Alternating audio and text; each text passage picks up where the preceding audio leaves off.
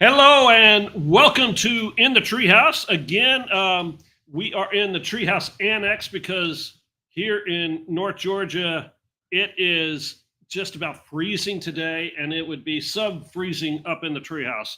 And so we are here by the fire. You can see, even with a hot fire, it is really cold. But we are going to be enjoying it. I have a very special guest with me today. Um, for those around Alpharetta, they don't need any introduction to this guy. He is the unofficial mayor of Alpharetta, and is just a good friend. When I started my business several years ago, this gentleman, Steve Beecham, took the time, sat down with me, said, "How can I help you?" and has been a great friend and a great help over the years as I've grown my business, and so I am just very thrilled and honored to have you here with me today. Gosh, Wally. Well, and so as those of you who watch know, the concept of this is, we have this house and we have a tree house, and one of my guys that I work with said, everybody started their life with a tree house, right? Everybody, wherever you are, kids just have this imagination, this propensity to dream and to think about big things.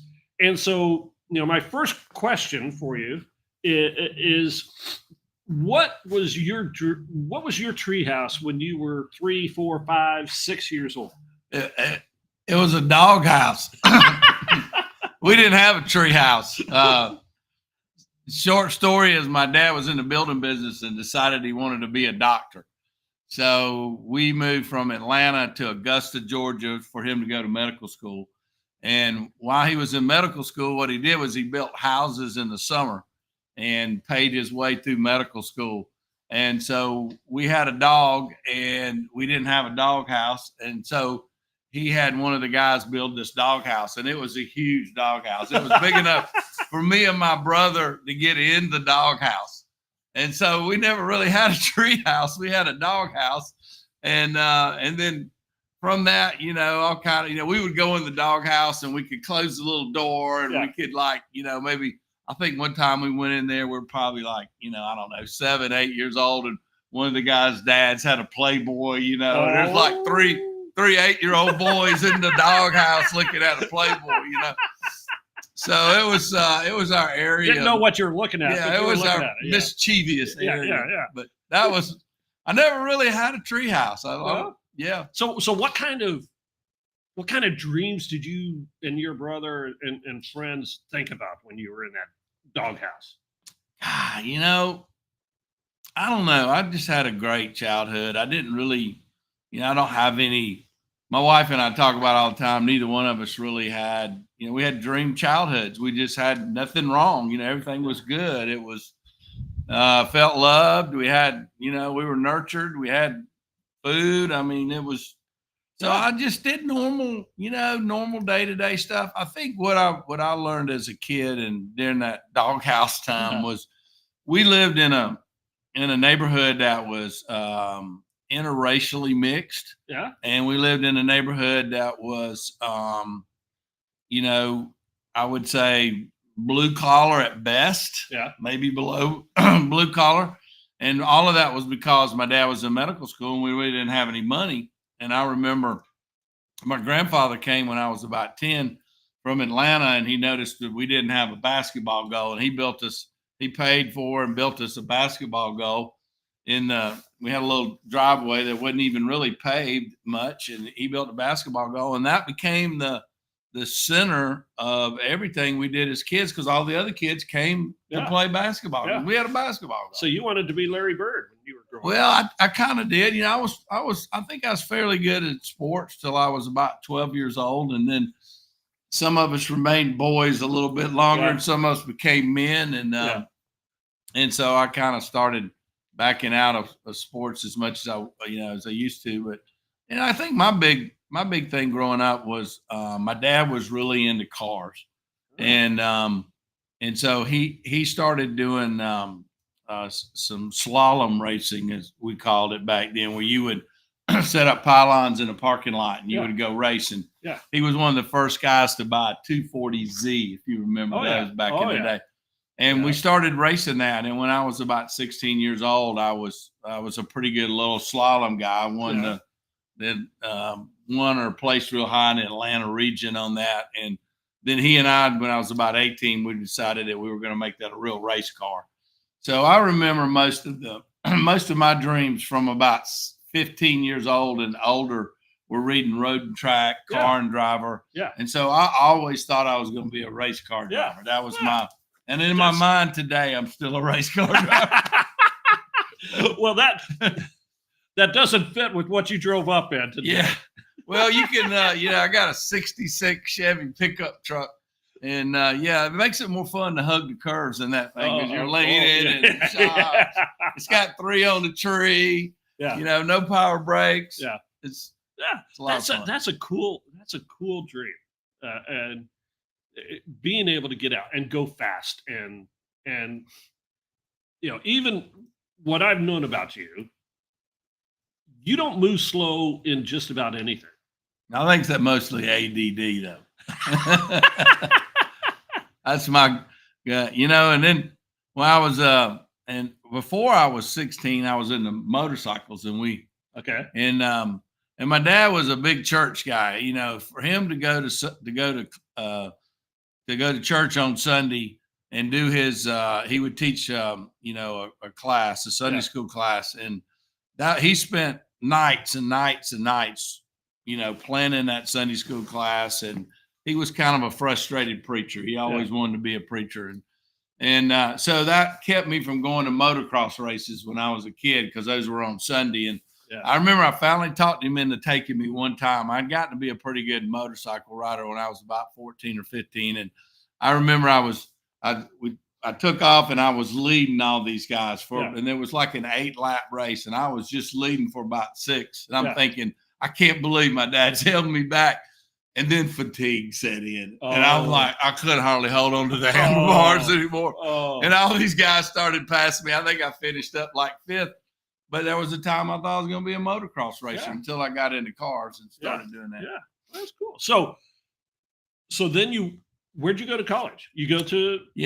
I went to West Georgia College because I couldn't get in anywhere else. I was a terrible student. They let me in on special studies.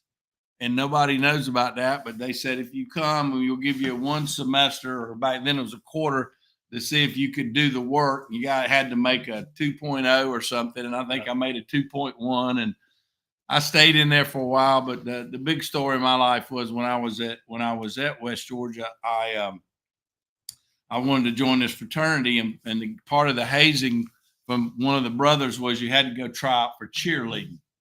And so the West Georgia didn't have a football team. They only had a basketball team at that time. So me and 5 or 6 of my pledges, it was small fraternity, maybe 50. So it was only 5 or 10 pledges.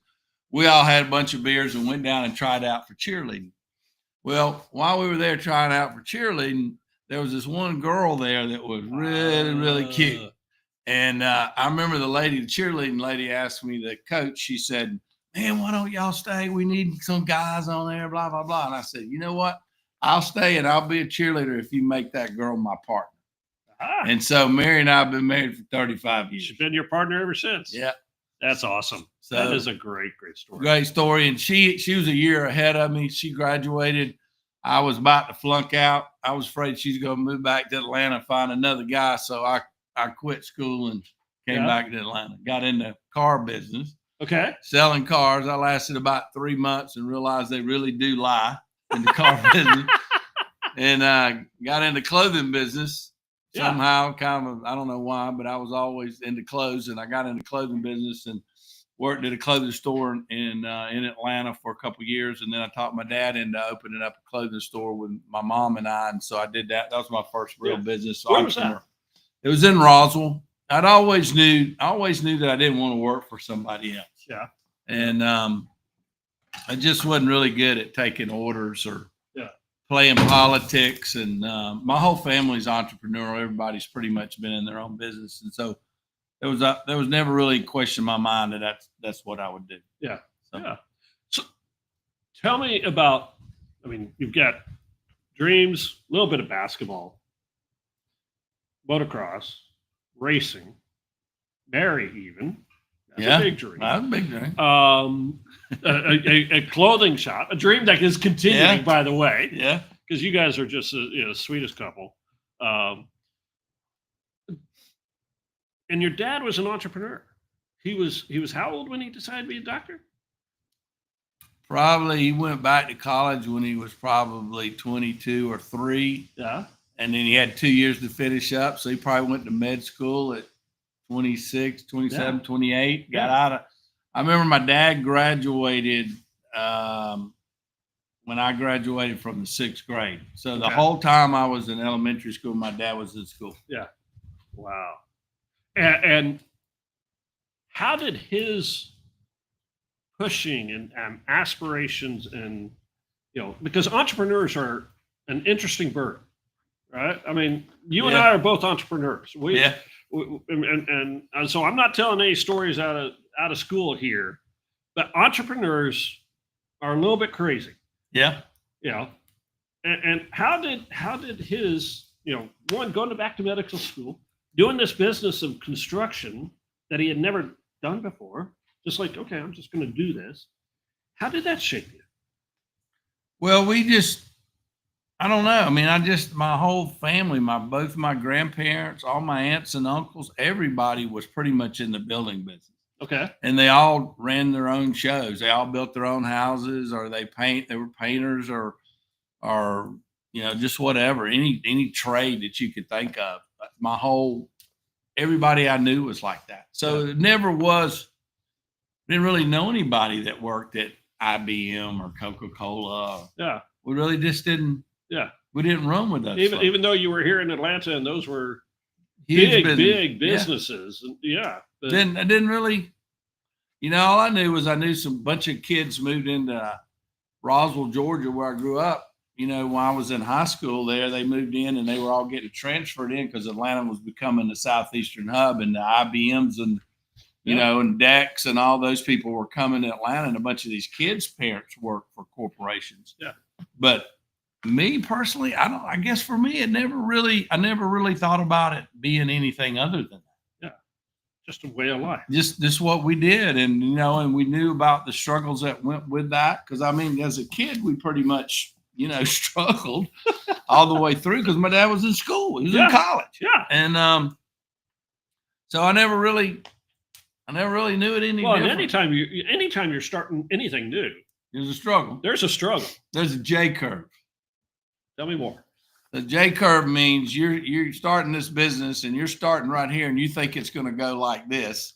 And almost every time it goes like this before it goes like that. Yeah. And that's kind of the learning part, I mean, I'm going through that a little bit right now. I just started a new business with a friend of mine, and, and so he's like, thinks the phone's going to ring and all that's going to happen because the company he left was doing that. Right. And they're doing business, and all of a sudden you start your own. Well, you forget nobody knows about me. Even the people that know about me might be afraid to do business with me. They don't know if I'm going to make it. They don't know if I'm going to be good at what I do.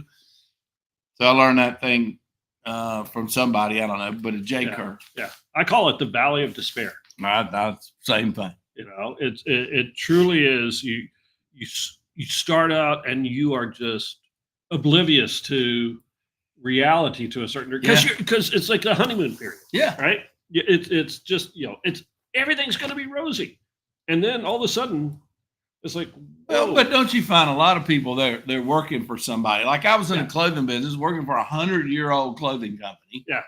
Decided I'm going to go start my own business. And I remember I sat down to buy my clothes and my pants and all that stuff. And I'm starting to buy all this stuff. And the guy's like, are you sure you're going to be able to sell all that? Because in my mind, I had this inventory picture of what we had. Yeah. I mean, we had purple pants, pink pants, gray pants, tan pants, orange pants, brown pants. But then you start saying, okay, they're selling X amount of dollars, and I'm going over here to start this clothing store, and I'm just got to be a small. I can't have all those colors. I just got to go with gray and tan. Yeah. And I can't have all those sizes. Yeah. I got to get the meat. Yeah. And so your brain has to adjust. So that's kind of what happened. Yeah. And I mean, what I found is people who hit that, that's a pivotal point for a lot of businesses. Yeah. Because they either get so afraid and retreat back to the beginning, and they just have this cycle of, honeymoon and getting to the bottom and going back. Yeah. Or there's some pivotal thing that happens at that bottom point that says, you know what, I can do it. And they stick through it, and they make it to the other side. Yeah, but you got to burn the boat. You can't have plan B. So burning the boat, and we talk about dreams. Mm-hmm. I see a correlation there. Yeah. Because when you burn a boat, it's like you're see staying something, with a dream. You're staying with a dream. Yeah. You gotta stay with a dream. You have that vision. You have that passion that's going to drive you. Yeah. If there's something that's holding you back. And I think most people, when they get there, they get scared, right? So it's not for everybody. But I think what they forget was that for most people, they go into a business that they already know. Yeah. Now, it's different than if you sold computers and you buy a Subway franchise and you may find out why it's not making any money, that's not really what you want to do. Yeah. So that we got to think about that. But for most people, a plumber's plumbing for somebody else and he goes in the plumbing business. Yeah. Or I was selling clothes and I went in the clothing business. So I think that's key. And then the other thing is are you willing to adjust? Are you willing to step back and say, hey, with the way I thought it was going to work, it's not working. Yeah. Yeah. I got to adjust. And I think what a lot of people don't understand that folks that have been in business a long time is that it's constantly changing. It's never set, right? Yeah. So if you're not willing to constantly change, then you're not going to make it in any business. Well, and you've changed multiple times because you're not in the clothing business now. No. Right? You got out of the clothing business when? 1990. Yeah, but I'm thinking about getting back in it. Are you? Yeah, because I see now what I didn't see before. So when I did the clothing business and we ran along for about 8 or 9 years, and then I decided that it wasn't going to work anymore. Yeah. And I was tired of not making much money. I was basically paying myself a management salary, which is what most businesses do. So they're hobby businesses. Yeah. Yeah. So I decided to do a going out of business sale, and I hired this friend of mine to help me do it. And during that process is when I really learned the clothing business. I had no idea of all the stuff that existed in that world that I didn't know at the time, because I would go out and buy what I wanted to wear. Yeah. I didn't do any market study to say what would sell. I didn't really ask anybody if they wanted something. I just bought what I wanted because I liked it. Yeah. So then what happens when you do that, you're also buying typically higher price points too, right? So I never really had a low, medium, and large price point. I only had the best. Well, your ideal client is sitting in your seat. Exactly. And when we're in business, your ideal client is often not the person sitting in the seat. Right. Yeah. So most people run hobby businesses. They don't really go out and say, hey, this is how I do this business. Yeah. So like this new business I'm in, the heating and air business, that's what we did. We sat down and we go, okay, what are the other people doing that are making money? Where's the profit in this business? Yeah. We went from a whole different approach because it wasn't about, okay, the heating and air, we're just going to get in the heating and air. No, we're going to figure out where we're going to make money in the heating and air. Yeah. And there is money to be made. In every business, though. There's absolutely. Absolutely. So but you didn't you didn't have this 30-year gap between clothing and now. No, I did clothing and then I did recycling. I was the first guy to pick up recycling in Forsyth County. And then, and I didn't make any money doing that. I found out that the little guy riding around in the pickup truck could always outperform me. Yeah. And I had a partner, and that was my first partnership. And I'm like, I don't think I want to do that again. Yeah. Or if my rule on partnerships is somebody's got to drive and somebody's got to ride in the back seat. Yeah. Yeah. So you got to pick one of the two. Yeah. You can't both ride in the front seat. No.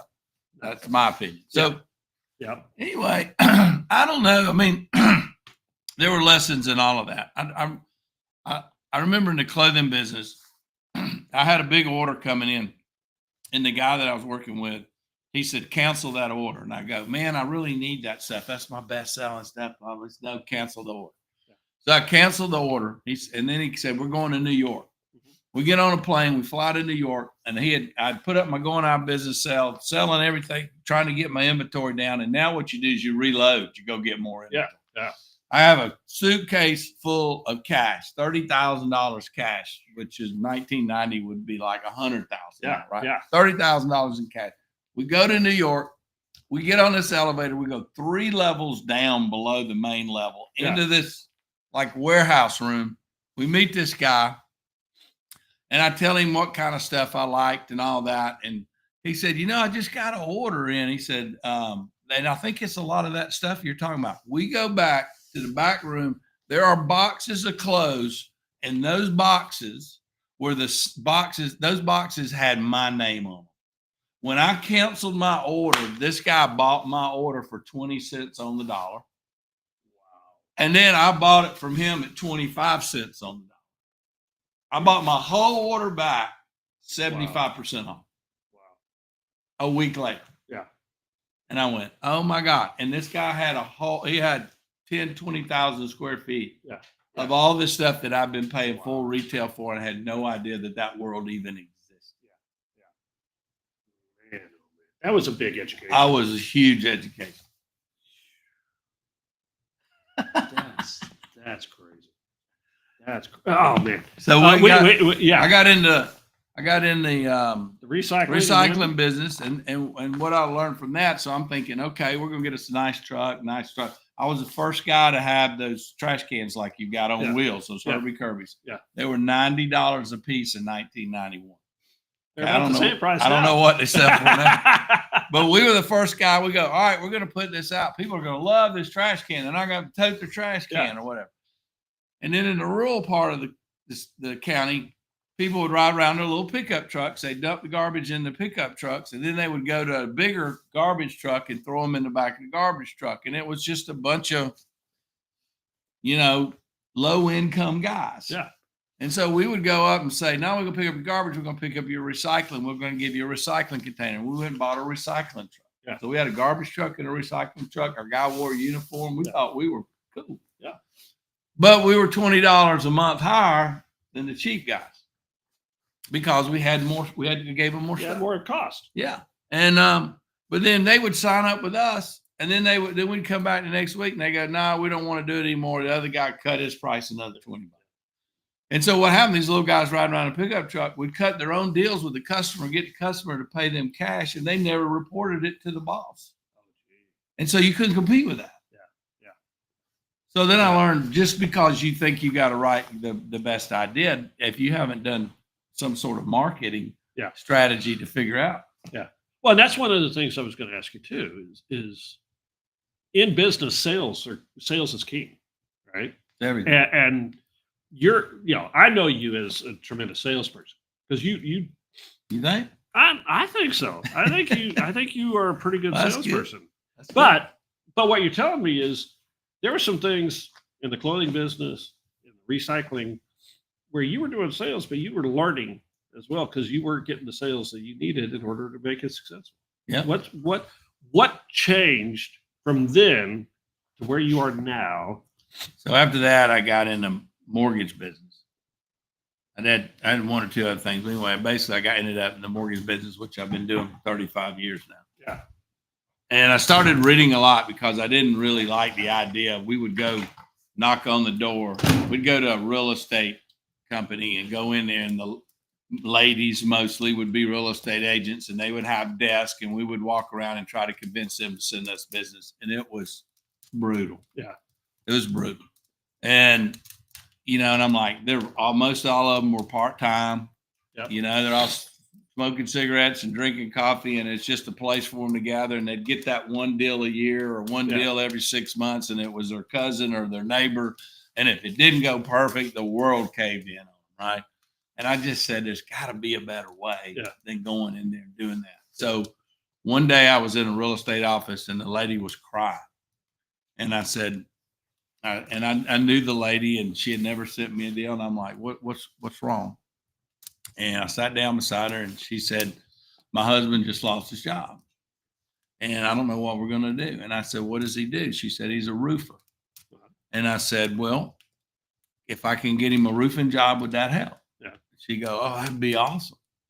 So I sat right there and called, because back then we didn't have a cell phone. I called a couple of my buddies that were builders, and I said, hey, this guy needs some help. Do you have any job or whatever? And one of them said, yeah, send him on over. She called her husband. He went over and he roofed. I went back in there a week later. She gives me a big old hug. She tells everybody now, look what he did for me. Yeah. Yeah. And that's when and then she started sending me business. Yeah. Started telling everybody to send me business. Yeah. And I said, okay, it's backwards from what I thought. It's not about I got the cheapest rate and cheapest closing costs. Yeah. I got these programs. It's about what can I do for you? How can I help you? And if I help you, a lot of times reciprocity kicks in. Yeah, absolutely. And so that changed my whole idea on how I do everything. So my dream is that every day I find people that have something that they have pain in their life, or they have something they have pleasure in their life, and I try to help them accentuate that, or accentuate the pleasure and alleviate the pain. That's what I do on a daily basis. It's not about looking for mortgages. I'm looking for people that I can help. Yeah, I love it. I love it. I want to hold on to that a second. I do want to mention, this show is sponsored by Fist Bump. Fist Bump. Brandon and his team are just awesome. My producer, Alec, who's behind the scenes here. But, to your point, cold calling sucks. It absolutely sucks. And I don't know if you're out there cold calling, but I hate cold calling. I don't know anybody who likes it. Well, there's a few weird people. Yeah, a few weird people who like it, but, they're masochists. So you know why people hate it? Why is that? Fear. Yeah. If I go knock on your door and ask you to give me your money because I'm a financial advisor, and you say, no, go screw yourself, I already got a guy, then I leave in my feelings. Yeah. So it's the fear of what is that person going to say? Absolutely. And because there's mostly they're going to say no. Yeah. You don't go. Yeah. Absolutely. So wonder if you take that fear out.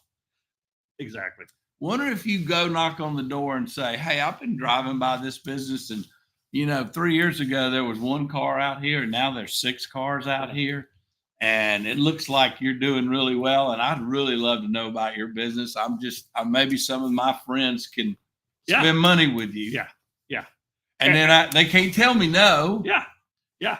It is the concept of taking sales from a transactional thing to a relational thing.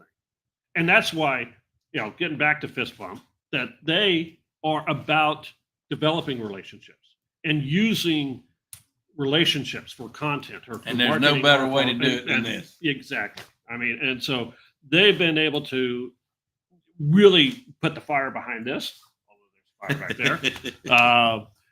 But to get this going and to bring on friends who have been successful, who I have the opportunity to hear your story, to find out what it is that is your pain point, what challenges you have, what dream you have, and then it's like, okay, how can I help you to do that? All right, so here's what you need to help me with.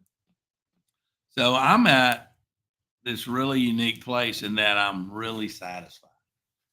Wow. It's like I'm at the river and I'm just sitting there drinking a bourbon. Yeah, yeah. I worked so hard to get to that point, and it's a little bit bothering me because maybe I need a bigger challenge. But I don't know that I need a bigger challenge. I'm wondering if I'm not really at the point that I tried to get to.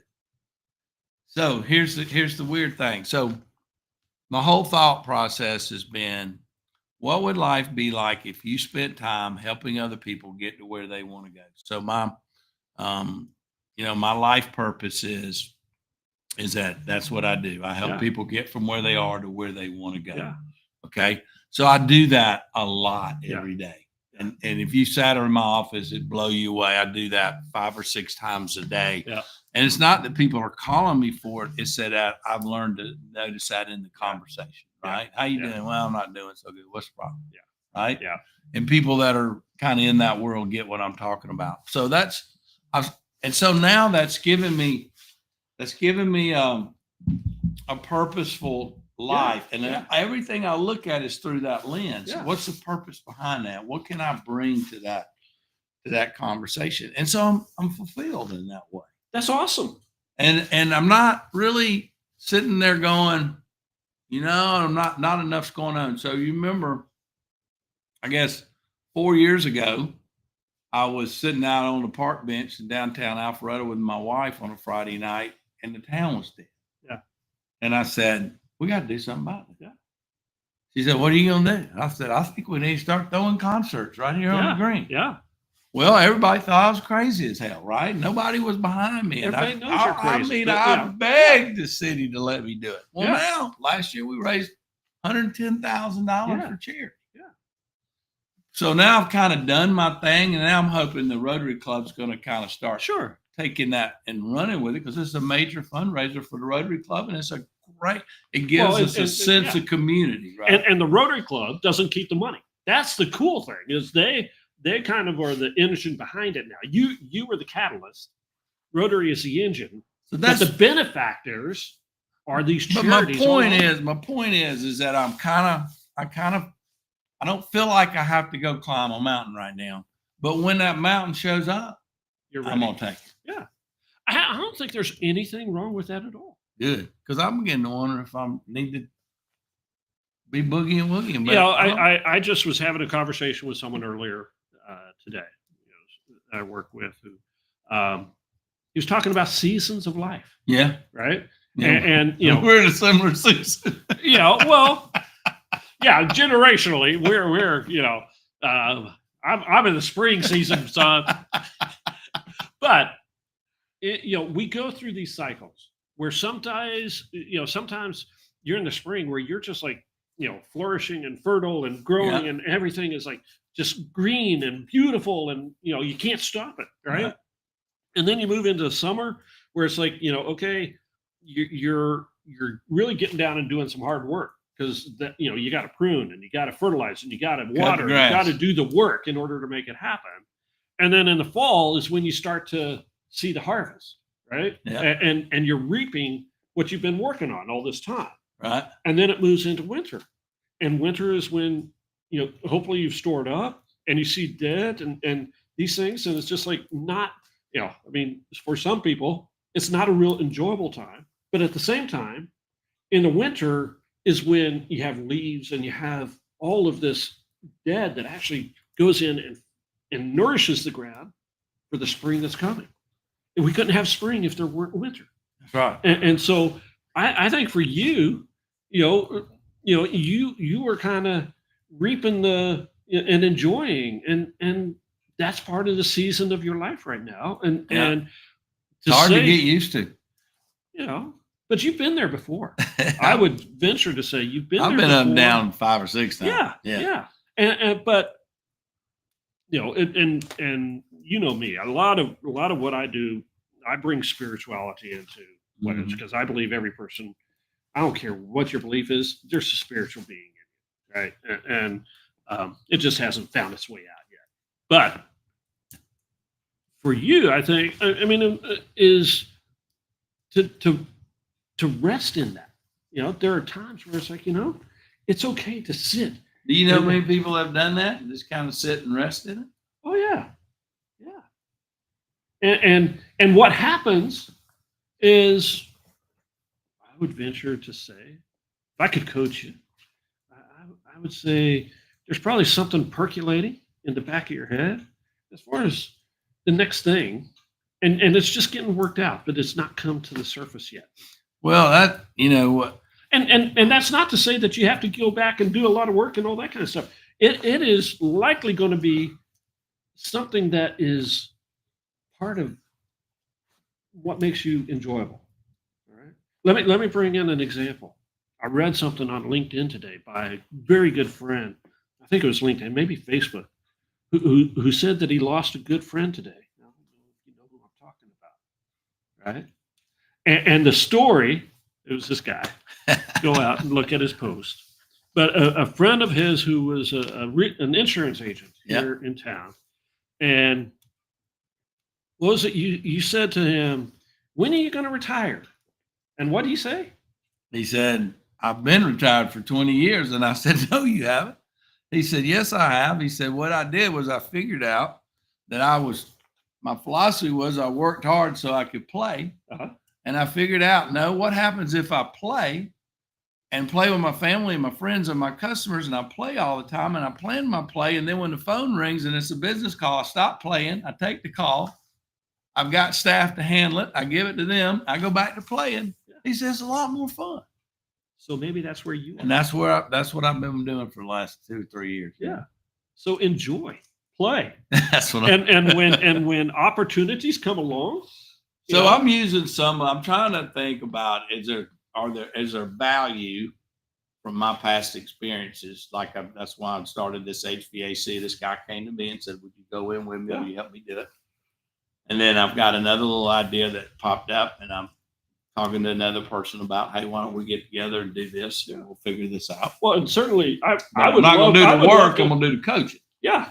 And I'd love to help you and support you in doing that coaching with some of the tools that I have that are like, real concrete things. Yeah. That is like, look, this is the things that you really need to be thinking about, right? Yeah. Not just in a conceptual way, but the hardcore stuff. The hardcore stuff.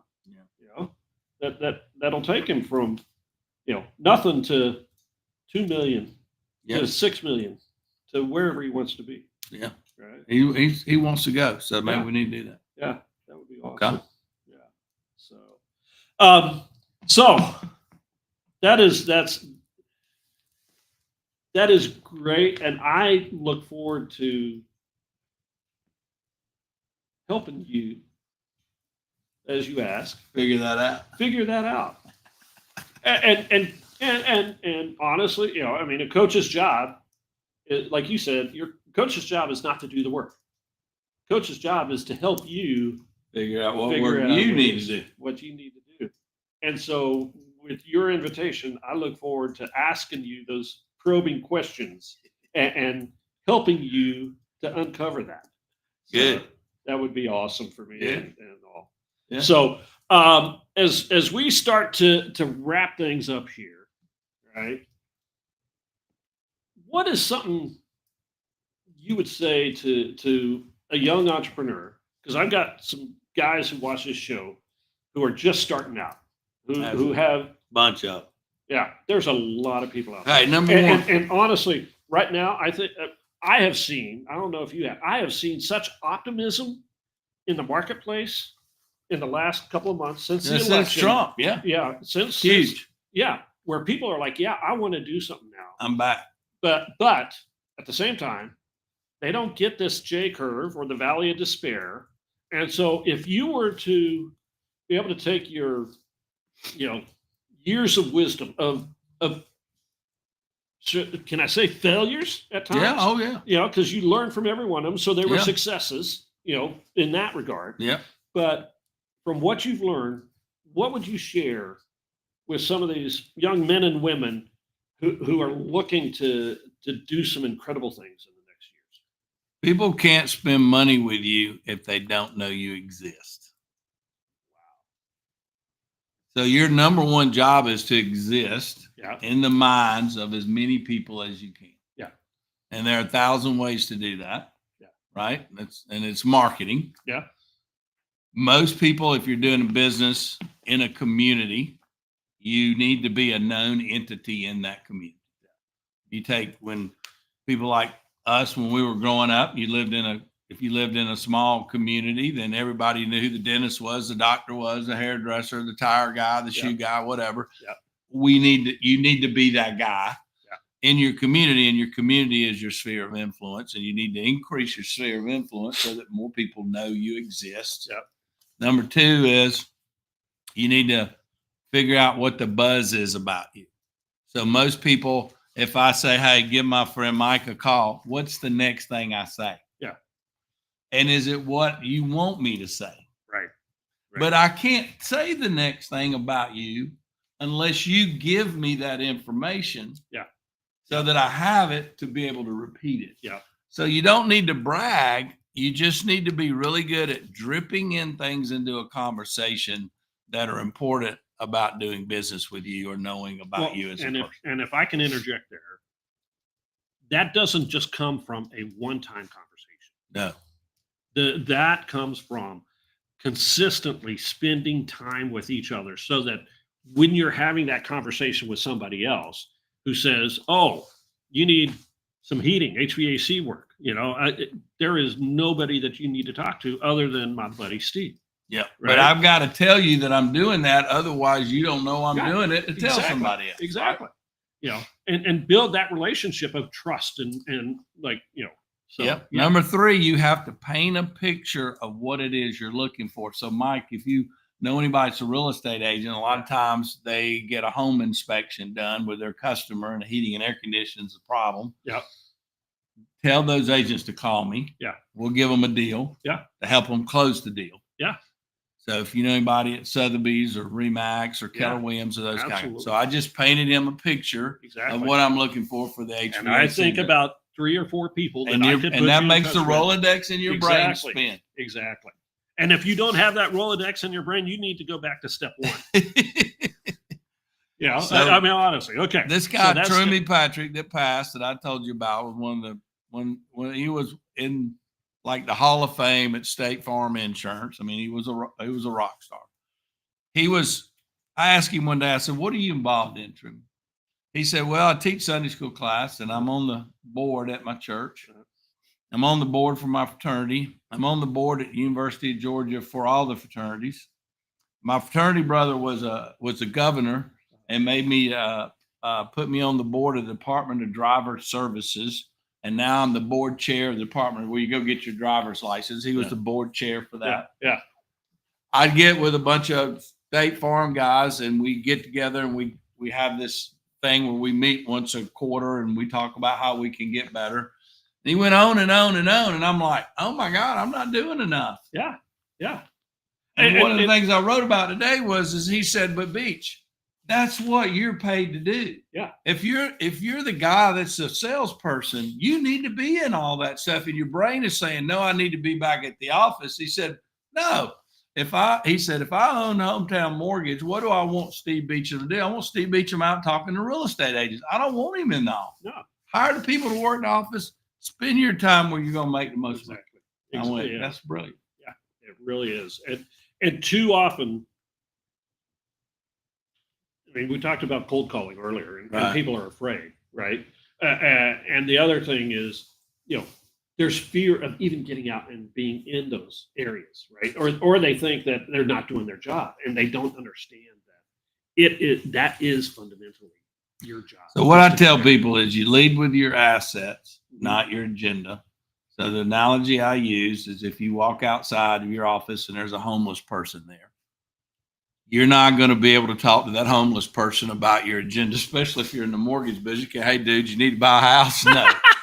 But what can I help that homeless person with? I can help them with my assets. What are my assets? I got a little money I could give him. I've got a car I could drive him somewhere. I've got this database of people that I know that I grew up with, went to college with, high school with, worked with, Rotary Club with, chamber with, whatever, my neighbors.